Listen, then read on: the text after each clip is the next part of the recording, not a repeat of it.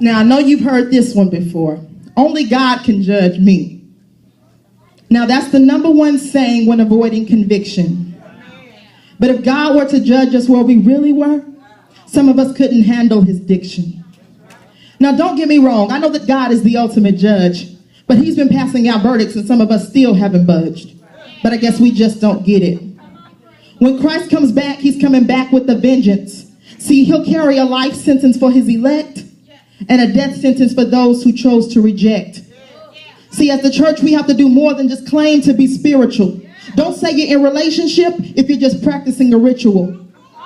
Pep rallies filled with high fives and slapping neighbors. I mean, that's okay, but we need to fade that back like a taper. Because some of us are spiritually thin like wafers, blank like a sheet of paper, and yet we screaming, Lord, take me higher, like a skyscraper.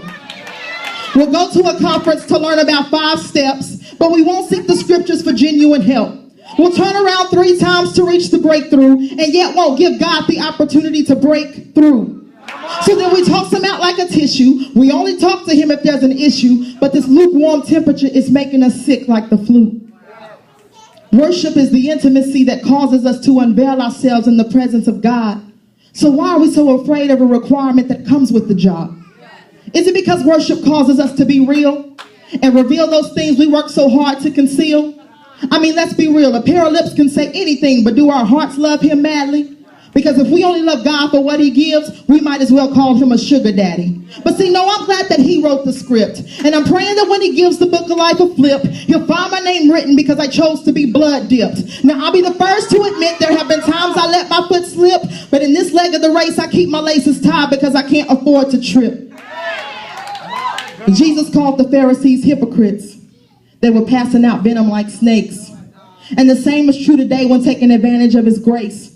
Because we got the outside of the cup rocking these suits, diamonds, and titles, and the inside of the cup is all stained up from being idle. So we treat each other like rivals, fighting for survival like we don't represent the living God of the Bible. But question, where are the end time disciples? Those not afraid of this sort of speech. Those who sit down and let their lifestyle stand up and preach. Those who see the souls to reach and say it's holiness that we teach. I mean, don't just listen to what I say if you can't understand the direction of my feet. I want to rep Christ all day. Just call me his hype man. And just call Jesus Allstate because with him you're in good hands. Come on, church.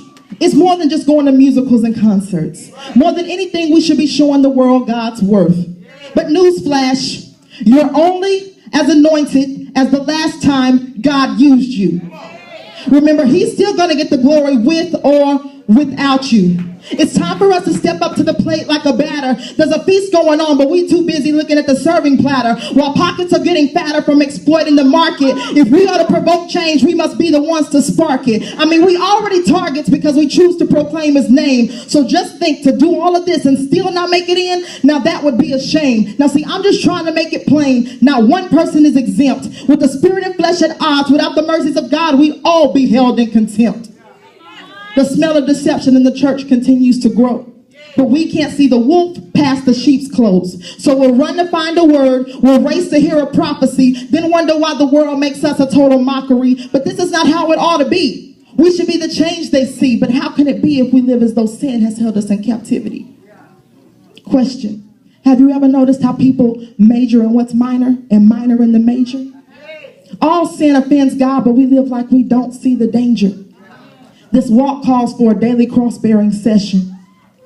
We continue to repeat tests because we haven't learned the aim of the lesson. The Bible answers all, but yet we continue to keep guessing. I never said the road would be easy. I'll be the first to admit I keep pressing. But what I am saying is, if your house was dirty, you wouldn't want to show it off. But if you got something new, you would want everybody to see what you bought. Well, the same is true with Christ. Why would he come back for a dirty bride? Why would he show her off to his father when she's singing someone else on the side? When we truly make up in our minds that we were not called to blend, we'll stop telling God, Lord, I love you, but I can only commit to you once a weekend. Please, friends, I know that this truth cuts deep like a sword, but to complete the picture, look at the scripture. Judgment first begins in the house of the Lord. Thank you.